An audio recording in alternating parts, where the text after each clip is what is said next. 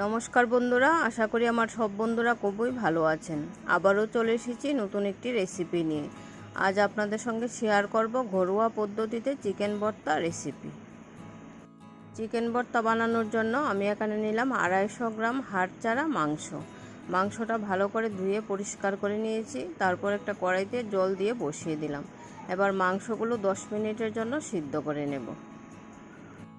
যারা আজ প্রথমবার আমার ভিডিওটি দেখছেন, আপনাদের কাছে যদি আমার রেসিপিটি একটু ভালো লেগে থাকে তাহলে বন্ধুদের মধ্যে শেয়ার করে দেবেন আর আমার ইউটিউব চ্যানেলটা সাবস্ক্রাইব করে রাখবেন। ধন্যবাদ। দেখুন বন্ধুরা, ফিরে আসলাম 10 মিনিট পর। এখন মাংসগুলো নামিয়ে নেব। চিকেন ভর্তা বানানোর জন্য আমি এখানে মশলা নিলাম, 2টো পেঁয়াজ কেটে নিলাম, 3টি শুকনো লঙ্কা, কয়েকটা কাঁচা লঙ্কা, আদা, রসুন আর জিরে। এখন সব মশলাগুলো একসঙ্গে পেস্ট করে নেব। আর যারা পেজ থেকে আমার ভিডিওটি দেখছেন, আপনাদের কাছে যদি আমার রেসিপিটি একটু ভালো লেগে থাকে তাহলে আমার পেজটা ফলো করে রাখবেন এবং পাশে থাকবেন। ধন্যবাদ। মাংসগুলো ঠান্ডা হয়ে গেছে। এবার আমি 2টো কাঁটা চামচের সাহায্যে মাংসগুলো একটু গুঁড়ো গুঁড়ো করে নিচ্ছি। আপনারা চাইলে হাত দিয়েও করতে পারেন। খুবই টেস্টি এবং একটা মুখরোচক খাবার। আপনারা যদি এভাবে না খেয়ে থাকেন অবশ্যই ট্রাই করবেন। আশা করি আপনাদের ভালো লাগবে।